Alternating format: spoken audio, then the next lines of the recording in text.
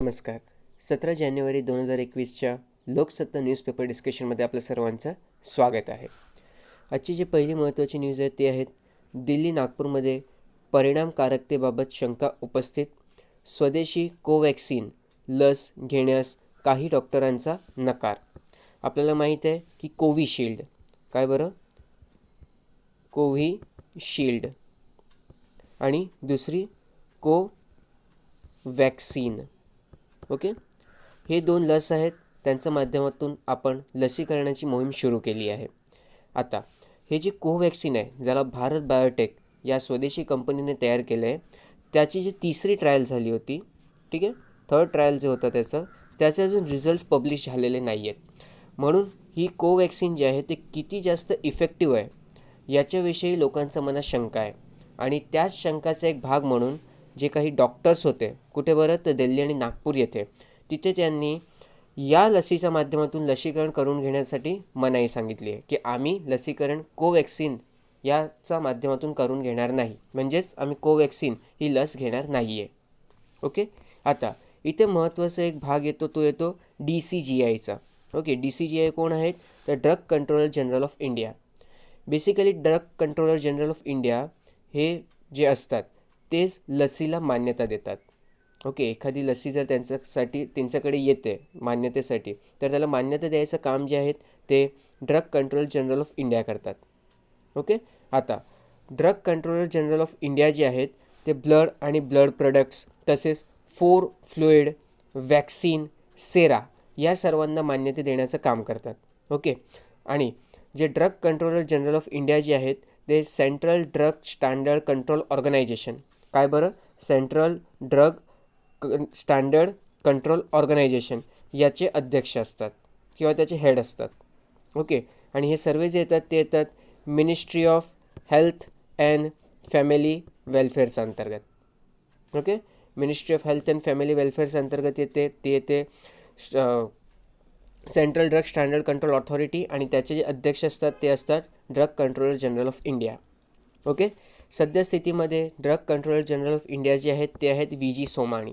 कोण बरं VG सोमाणी. आणि जे काही ड्रग्स असतात त्यांचा मॅन्युफॅक्चरिंग, सेल्स, इम्पोर्ट आणि डिस्ट्रीब्युशन या सर्वांसाठी लायसन्सिंगची गरज असते, आणि ते लायसन्स द्यायचं काम हे DCGI करतात.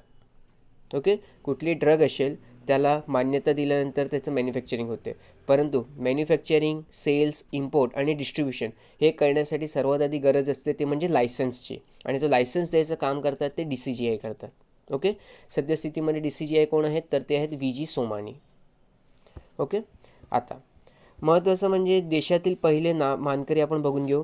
तर दिल्लीच्या एम्स रुग्णालयातील स्वच्छता कर्मचारी मनीष कुमार हे लस टोचून घेणारे देशातील पहिले कोरोना योद्धे ठरले. व्हेरी व्हेरी इम्पॉर्टंट आहे, नाव लक्षात ठेवा. काय बरं तर मनीष कुमार. ओके, दिल्लीचं एम्स रुग्णालयात स्वच्छता कर्मचारी मनीष कुमार हे लस टोचून घेणारे देशातील पहिले कोरोना योद्धे ठरले असे आरोग्य मंत्रालयाने जाहीर केले. त्यांना भारत बायोटेकची कोवॅक्सिन लसीची मात्रा देण्यात आली. ओके, हे सुद्धा विचारलं जाऊ शकते की त्यांना कुठली लस देण्यात आली होती, तर ते भारत बायोटेकची कोवॅक्सिन हे लस देण्यात आली होती. ओके, तसंच छत्तीसगडमध्ये रायपूर येथील डॉक्टर BR आंबेडकर स्मरणार्थ रुग्णालयातील तुलसा टांडी या स्वच्छता कर्मचारी पहिला मानकरी ठरला, तर तेलंगणामध्ये महिला स्वच्छता कर्मचारी पहिले मानकरी ठरले. ओके, पण मनीष कुमार हा नाव लक्षात ठेवा, हा आपल्यासाठी इम्पॉर्टंट आहे. तसंच आता महालसीकरणास प्रारंभ झालेला आहे.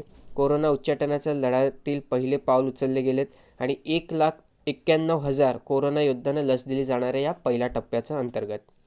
ओके, तर आपण लसीकरणविषयी बघितली थोडीशी माहिती. पुढची जी माहिती आहे ती आहेत 5,500हून अधिक उमेदवारांची मुलाखत प्रलंबित. MPSC मधील सदस्य रिक्ततेमुळे भरती प्रक्रिया खोळंबली. आता काय झाले ते आपण बघून घेऊ. तर MPSCच्या निवड समितीमध्ये 6 सदस्यांचा समावेश असतो, मात्र गेल्या 2 वर्षापासून आयोगात केवळ 2 सदस्य कार्यरत असल्याने निवड प्रक्रिया संथ गतीने होत आहेत. ओके, थोडीशी माहिती आज आपण पुन्हा MPSC विषयी घेऊ. आपण आधी पण डिस्कस केलेलंच आहे, पण पुन्हा एकदा आपण रिव्हिजन करून घेऊ. तर लक्षात घ्या, MPSC जी आहे ती एक संवैधानिक बॉडी आहे. ओके, ते जे आपलं भाग 14 आहे त्यात कलम 315 ते 323 याचा अंतर्गत MPSCचा समावेश होतो. ओके. MPSCमध्ये जे काही चेअरमॅन्स असतात आणि मेंबर्स असतात त्यांचा अपॉइंटमेंट गव्हर्नर करतात.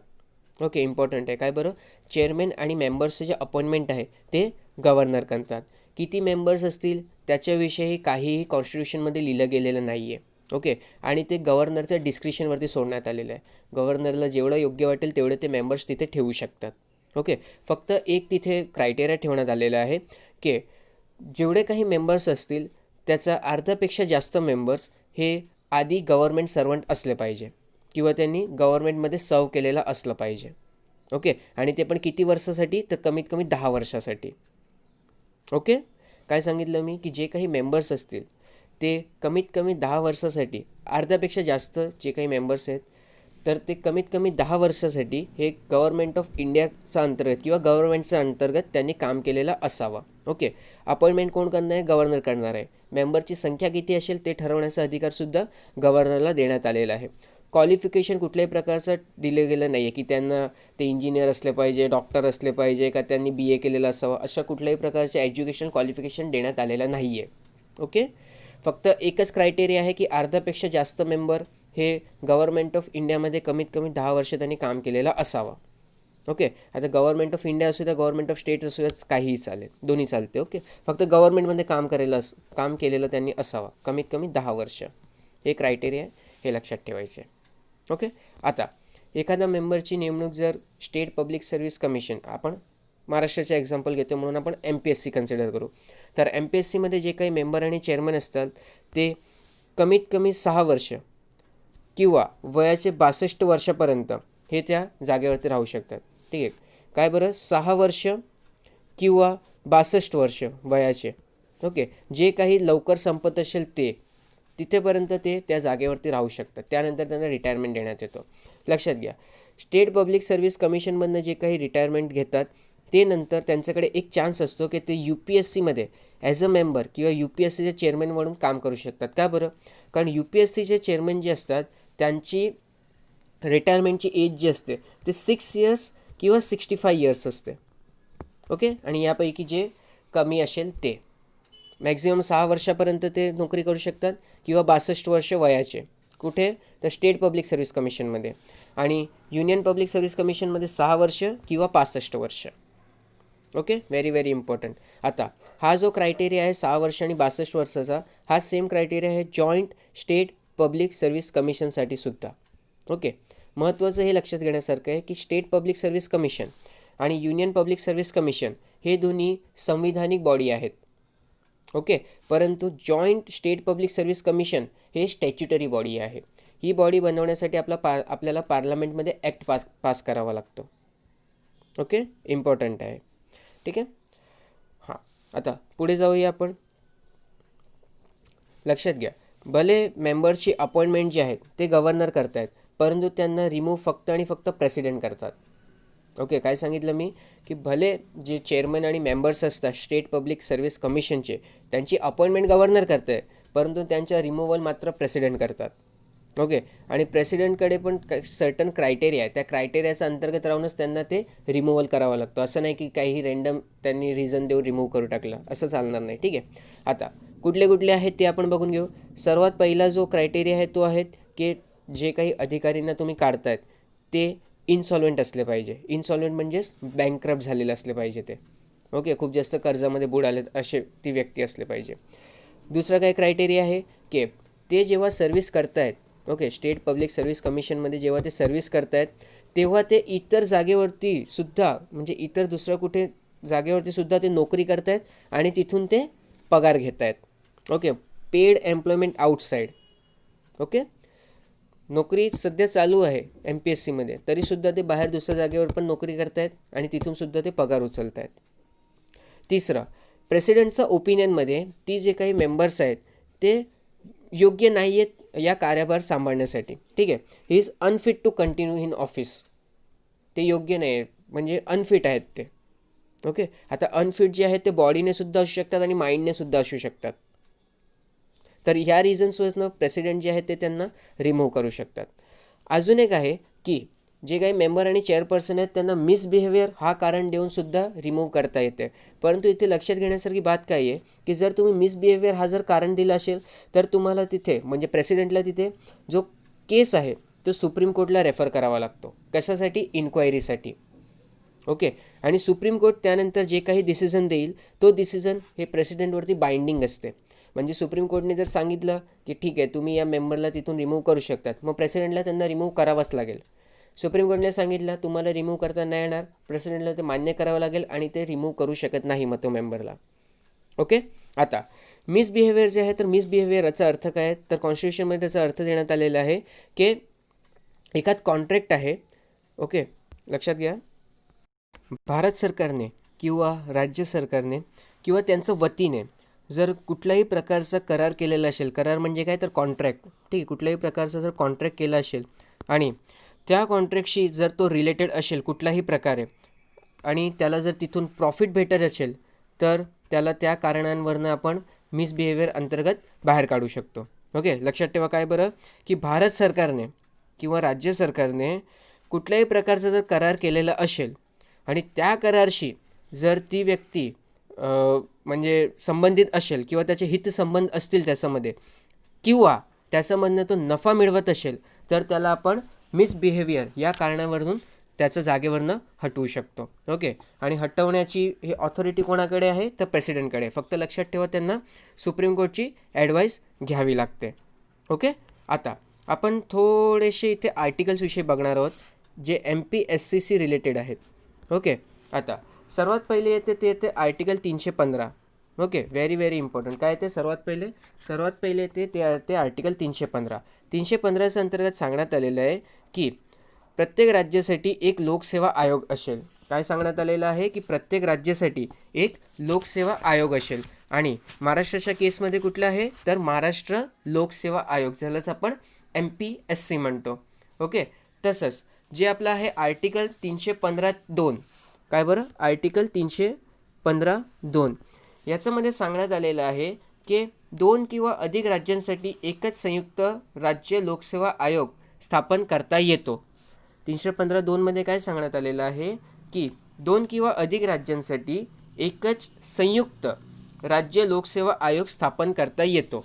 आता जेव्हा 1966मध्ये हरियाणा हा पंजाबवरनं वेगळा झाला होता तेव्हा थोडा काळासाठी हरियाणा आणि पंजाबसाठी एक संयुक्त लोकसेवा आयोग होता. आणि आपल्याला ही गोष्ट माहिती आहे की संयुक्त लोकसेवा आयोग जे आहे ते कॉन्स्टिट्यूशनल बॉडी नाही आहे. ओके. त्याला एक पार्लमेंटचा कायद्यानुसार बनवण्यात येते आणि त्यामुळे ती कुठली झाली तर ते एक स्टॅच्युटरी बॉडी होते. ओके. संयुक्त लोकसेवा आयोग हे काय आहेत तर ते एक स्टॅच्युटरी बॉडी आहे. ठीक आहे. तर आपण 315 विषयी माहिती घेतली. आता पुढे आपण बात करणार आहोत ते आहेत 316. ओके. कलम कुठली? कलम 316. ओके, 316.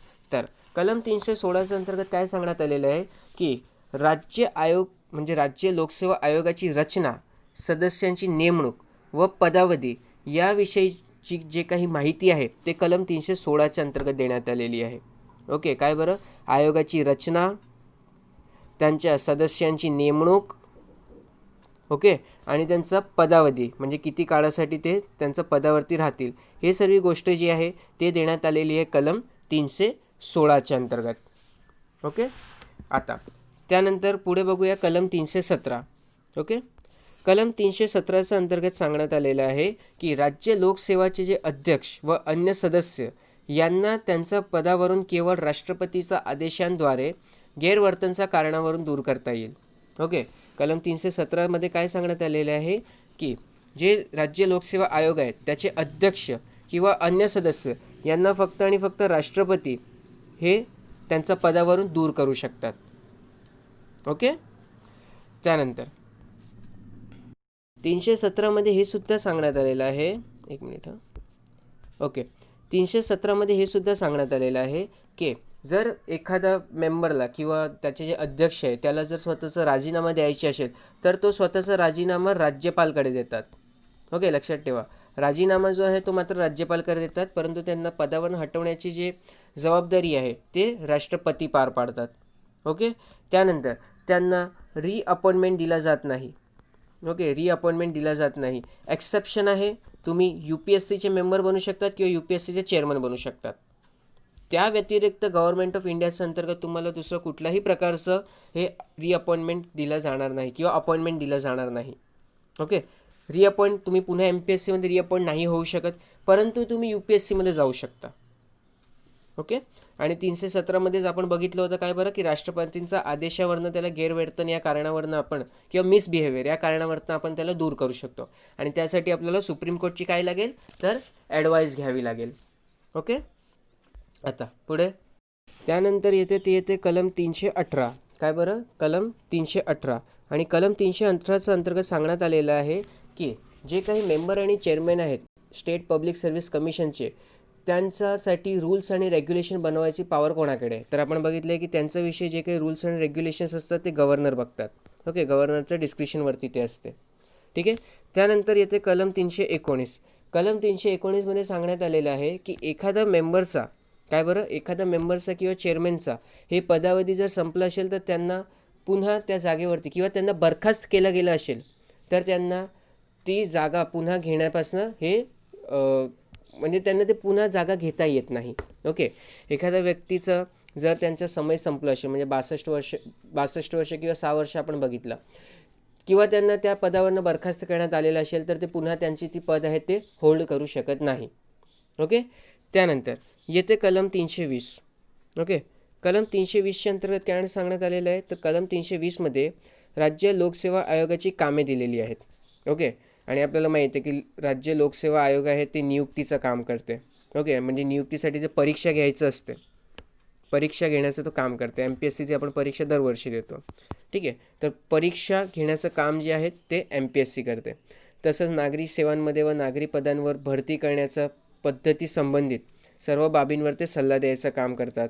ओके, नागरी सेवांमध्ये व पदांवर नियुक्त्या करताना आणि बढत्या देताना व एका सेवेतून दुसऱ्या सेवेत बदल्या करताना अनुसरायच्या तत्वांविषयी ते सल्ला द्यायचं काम करतात. आणि असे खूप सारे काम आहेत, ते लेक्चरमध्ये आपण डिस्कस करूया. ठीक आहे, त्यानंतर पुढे येते ते कलम 321. ओके, लक्षात ठेवा कार्य जे आहेत MPSCचे कलम 320मध्ये देण्यात आलेत. कलम 321 काय सांगतो, तर आयोगाच्या कार्याच्या विस्तारविषयी कलम 321मध्ये सांगण्यात आलेलं आहे. आणि लक्षात घ्या, आयोगाचा कार्याचा विस्तार जो आहे तो राज्य विधिमंडळ, ठीक आहे, काय बरं, राज्य विधिमंडळ हे कायद्याच्या सहाय्याने करते, परंतु एखादं कार्य काढून घ्यायचं काम हे गव्हर्नर करू शकतात. ठीक आहे, परंतु वाढवून द्यायचं काम जे आहे ते राज्य विधिमंडळात कायद्याच्या माध्यमातूनच करता येते. ओके, इम्पॉर्टंट आहे का, तुम्ही एखादं कार्य काढून घेऊ शकतात तर तो गव्हर्नर काढून घेऊ शकतात, परंतु वाढवून द्यायचे असेल तर ते मात्र राज्य विधिमंडळाचं कायद्यानेच वाढवून देऊ शकतात.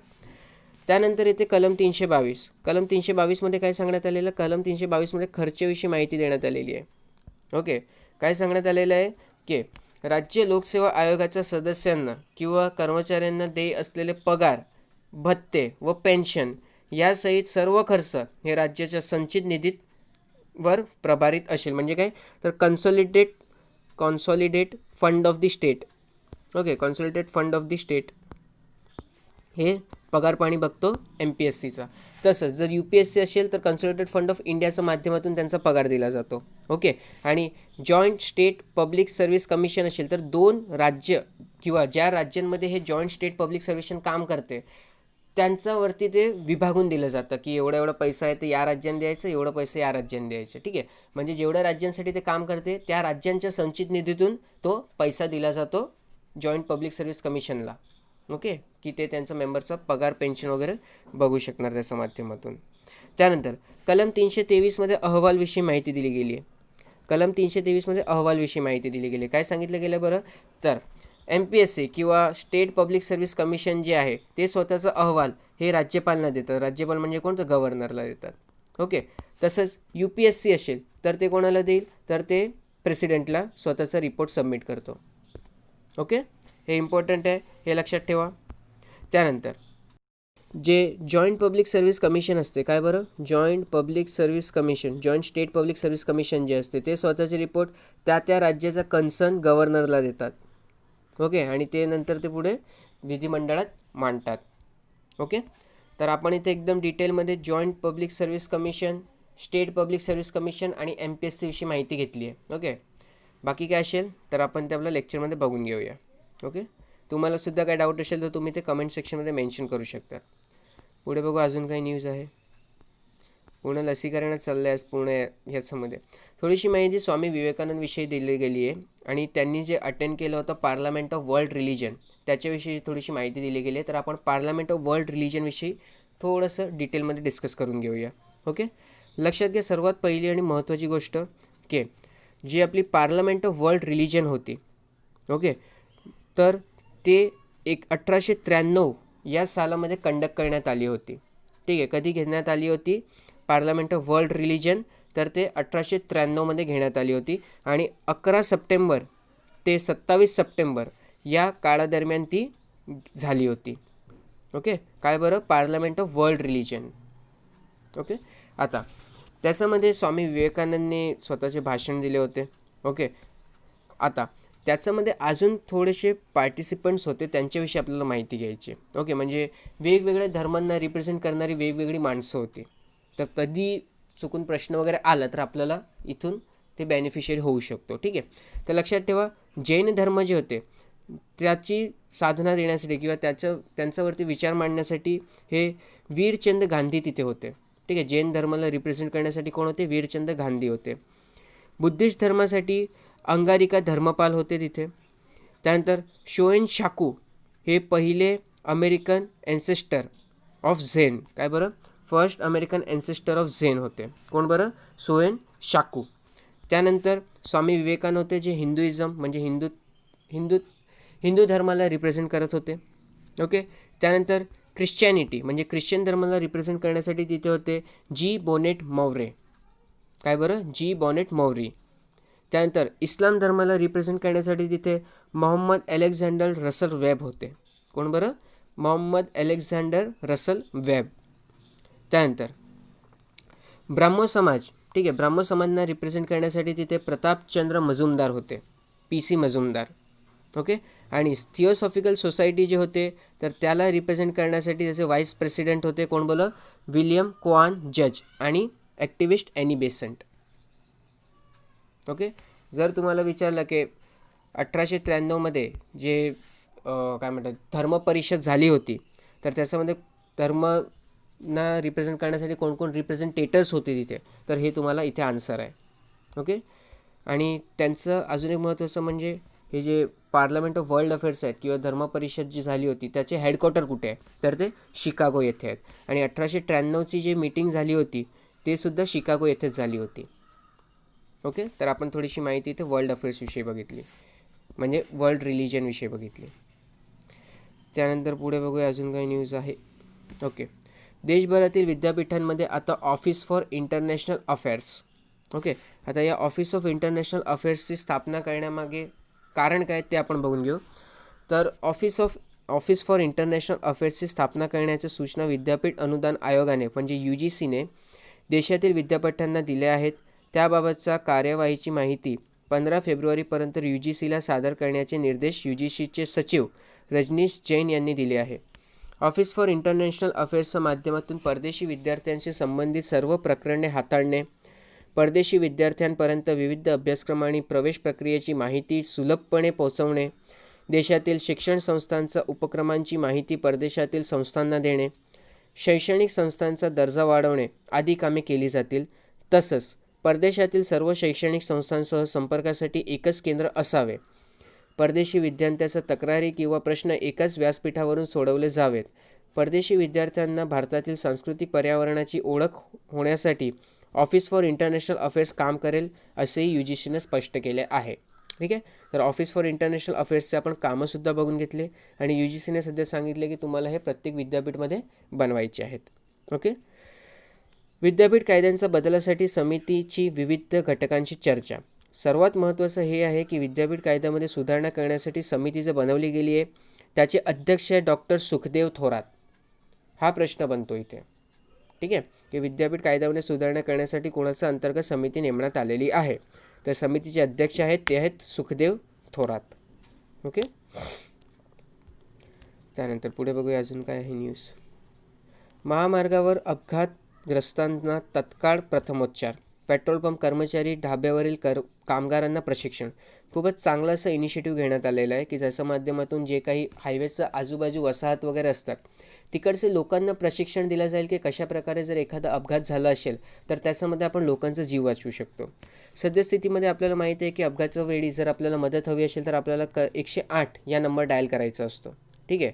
बघा, जनरल नॉलेजसाठी हा खूप जास्त महत्त्वाचा आहे. आधी जर कुठल्याही प्रकारचा जर ॲक्सिडेंट वगैरे झाला आणि तुम्हाला मदत हवी असेल तर 108 नंबर डायल करायचा. ओके. जसे 100वरती पोलीस येते तसे 108 नंबरवरती तुम्हाला ॲम्ब्युलन्स सर्व्हिस वगैरे अवेलेबल होऊन जाईल त्या हायवेच्या स्पॉटवरती.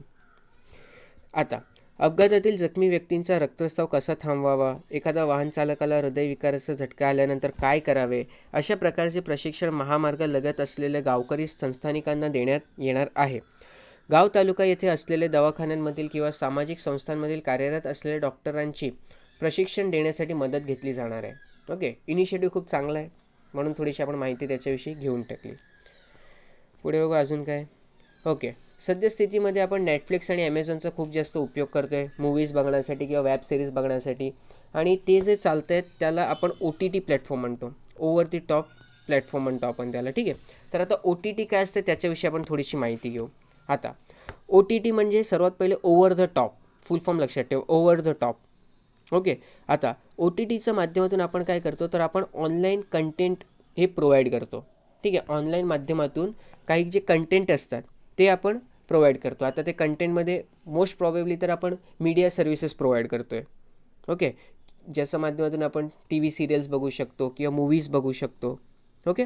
परंतु लक्षात घ्या की OTT प्लॅटफॉर्म जे आहेत, ओके, त्याच्या माध्यमातून आपण ऑडिओ स्ट्रीमिंग करू शकतो, मेसेजिंग सर्व्हिसेस प्रोव्हाइड करू शकतो किंवा इंटरनेट बेस्ड व्हॉइस कॉलिंग सोल्युशनसुद्धा देऊ शकतो. ओके. आणि याला व्हिडिओ ऑन डिमांड प्लॅटफॉर्मसुद्धा म्हणतात. ओके. काय म्हणतात? Video on demand platform.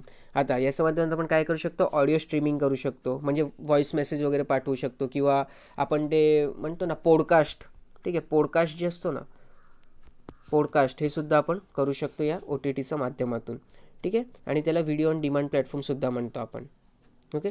आता OTT बेसिकली कशासाठी आलं तर ट्रेडिशनली आपल्याला माहिती आहे की आपल्या इथे केबल नेटवर्क होते. ओके. आणि त्या केबल नेटवर्कचा अजून एक सोल्युशन म्हणून आपण OTTला अडॉप्ट केला. कोविड-19च्या सिनेरिओमध्ये आपल्याला माहिती आहे की चित्रपटगृह वगैरे सर्व बंद होती. मग त्या टाईमाला एक अल्टरनेटिव्ह सर्व्हिस म्हणून आपण OTT सर्व्हिसकडे बघायला सुरुवात केली आणि नेटफ्लिक्स झाला, ॲमेझॉन झाला, ओके, या सर्वांनी त्याच्यामध्ये मजल मारली आहे. ओके. आता सद्यस्थितीमध्ये प्रॉब्लेम काय होतं माहिती आहे का की OTT जे होता, OTTवरती कुठल्याही प्रकारची बंधने नव्हती. म्हणजे त्यांना काय करायचं ते म्हणजे कुठल्याही प्रकारचं कंटेंट ते टाकू शकत होते. जसं आपल्याला माहिती आहे की आता समजा एखादा मूवी बनवली आहे, ठीक आहे, तर मूवीला आधी सेन्सर बोर्डकडे पाठवावी लागते आणि ते बघतात की त्याच्यामध्ये काही खराब कंटेंट तर नाही आहे ना किंवा ज्याच्यामुळे समाजावरती काही विपरीत परिणाम होऊ शकतो. तर असा कंटेंट जर असेल तर सेन्सर बोर्ड त्याला बाहेर काढून टाकतो. परंतु जे OTT प्लॅटफॉर्म आहेत त्यांच्यावरती कुठल्याही प्रकारची बंधनं नव्हती. त्यांना जे वाटते ते पब्लिश करू शकत होते किंवा ते प्रोव्हाइड करू शकत होते. ठीक आहे. आणि त्यामुळे काय व्हायचं ते खूप सारं जे कंटेंट जे समाजासाठी योग्य नाही आहे ते सुद्धा या OTT माध्यमातून लोकांसमोर यायचं आणि त्यामुळे या OTT माध्यमांवर बंधन आणणे हे गरजेचं आहे असं ठरवण्यात आलं. असं प्रस्ताव आले की तुम्ही OTT माध्यमांवरती बंधने आणा करणं. ओके. आणि त्याच माध्यमातून आता सद्यस्थितीमध्ये OTT जे प्लॅटफॉर्म्स आहेत त्यांच्यावरती बंधनं आणण्यात आलेली आहेत आणि त्यांना ministry of information and broadcasting याचा अंतर्गत ठेवण्यात आलेला आहे. ओके. सद्यस्थितीमध्ये मिनिस्ट्री ऑफ इन्फॉर्मेशन ब्रॉडकास्टिंग याचे मिनिस्टर कोण आहेत तर मिनिस्टर आहेत प्रकाश जावडेकर. ओके. आणि त्यांनी सांगितलं आहे की आजपासून OTT प्लॅटफॉर्म जे आहेत म्हणजे जेव्हा त्यांनी रिस्पॉन्स दिला होता तेव्हा तर OTT प्लॅटफॉर्म जे आहेत ते मिनिस्ट्री ऑफ इन्फॉर्मेशन अँड ब्रॉडकास्टिंगचा अंतर्गत येतील. ओके. आणि ऑनलाईन कंटेंट जो आहे ना तो इन्फॉर्मेशन टेक्नॉलॉजी ॲक्ट 2000 याचा अंतर्गत येतो. ओके. परंतु प्रिंट आणि ब्रॉडकास्ट मीडिया आहे ना ते कशाही प्रकारे याला स्किप करू शकत होते. ओके. इन्फॉर्मेशन टेक्नॉलॉजी ॲक्ट जे आहे तर ऑनलाईन कंटेंट जे काही असतो ते या ॲक्टच्या अंतर्गत येते. परंतु सद्यस्थितीमध्ये काय होतं माहिती आहे का की जे काही प्रिंट आणि ब्रॉडकास्ट मीडिया होतं ना ते त्याला स्किप करायचे आणि सध्यासुद्धा चालू आहे. म्हणून त्यांनी काय सांगितलं की आजपासून OTT जे आहे ते डायरेक्टली मिनिस्ट्रीच्या अंतर्गतच आम्ही आणतो आहे. कुठला कायदा नव्हे तर डायरेक्ट मिनिस्ट्री त्याच्यावरती लक्ष घालणार. ओके. तर हे आपण OTT विषयी थोडीशी माहिती घेतली. नेटफ्लिक्स आणि ॲमेझॉन लक्षात ठेवा, ॲमेझॉन प्राईम व्हिडिओज जे असतात ते ते याचे बेस्ट एक्झाम्पल आहेत. ओके, पुढे बघू अजून काही न्यूज आहे का. ओके, अजून तर काही न्यूज नाही. तर आजच्या न्यूज डिस्कशनमध्ये एवढंच आहे. तुम्हाला कुठल्याही प्रकारचा डाऊट असल्यावरती तुम्ही ते कमेंट सेक्शनमध्ये मेन्शन करू शकतात. PDF जे आहेत ते आमच्या टेलिग्राम चॅनलवरती तुम्हाला अवेलेबल होऊन जाईल. ओके, आणि टेलिग्रामची लिंकसुद्धा आम्ही डिस्क्रिप्शन बॉक्समध्ये प्रोव्हाइड करूया. तर घरी राहा, सुरक्षित राहा, शिकत राहा. धन्यवाद.